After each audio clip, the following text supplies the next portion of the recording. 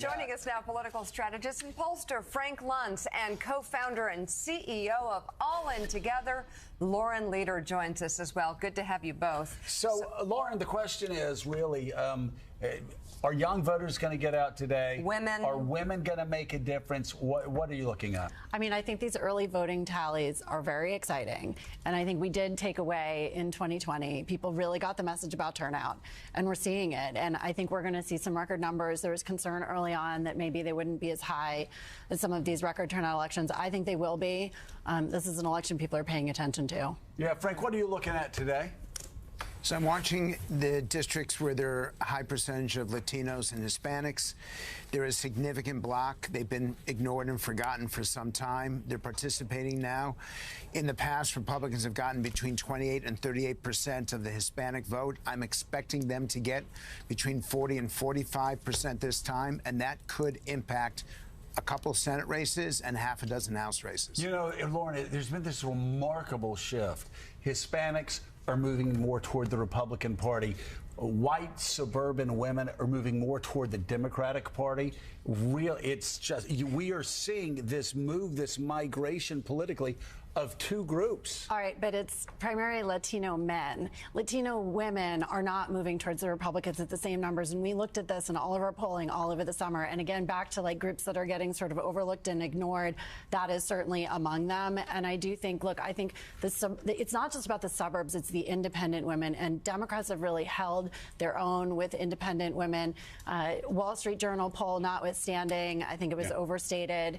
And those turnout numbers, when we look at that early voting, all the models show it's heavily driven by women, heavily driven by a lot of those folks that registered this summer, you know, since the Dobbs decision. So I think this is where, you know, I really agree with Michael about some of these polls. There has been a lot of sort of Republican leaning, I think skewed and not exactly accurate polling. This big meal made out of this Wall Street Journal poll, it was 150 women. It was 150 women, like tiny poll. So let's not overstate it. Turnout is everything, and turnout tends to be driven by women. Frank, I know you're also looking at undecided voters today, breaking Republican and the ones you've spoken to. What difference will that make today?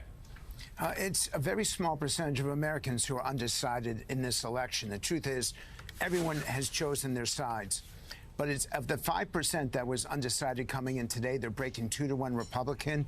There are going to be a dozen House congressional seats that are decided by 5,000 votes or less. When you break 2-to-1, that means that 10 of those 12 end up being Republican. If this trend holds, and one thing I would point out, an early vote and a vote on Election Day is the same thing. They matter the same amount. So don't count your votes before they're hatched. Exactly. It looks like a trend towards the GOP at this point. So, Frank, we've been talking a lot about Arizona this morning. Kari Lake again yesterday. Just preposterous conspiracy theories about stolen elections.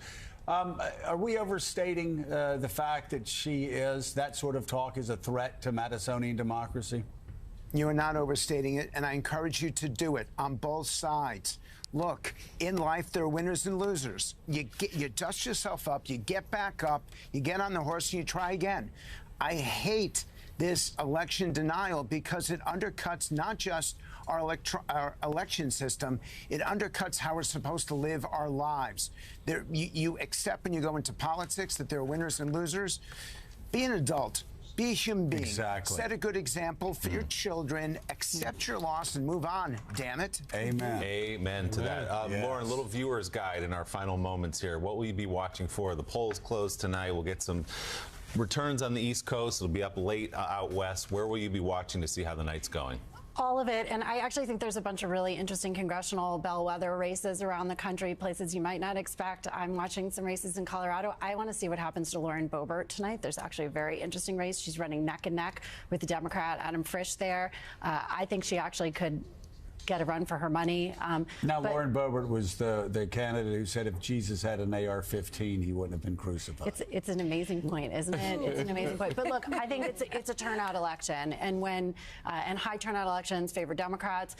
Women are going to be driving this election as they have every election since 1980. They will be the deciders.